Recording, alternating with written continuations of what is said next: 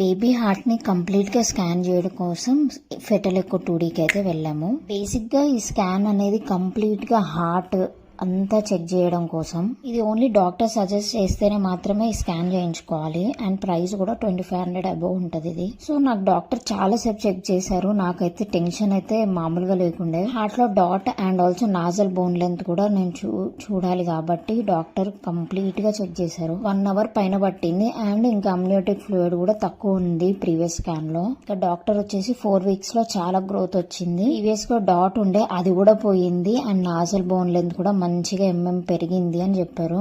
Nasal bone length అంటే nose length అనమాట. నీరు కూడా మంచిగా పెరిగింది అనేసరికి చాలా రిలీఫ్ అనిపించింది. కానీ డాక్టర్ దగ్గరికి వెళ్ళి మళ్ళీ క్రాస్ చెక్ చేసుకునేదాకా టెన్షన్ తోనే ఉన్నా నేను కంప్లీట్ గా. ఇంకా మంచిగా ఫుడ్ మంచి రెస్ట్ అయితే తీసుకోమన్నారు.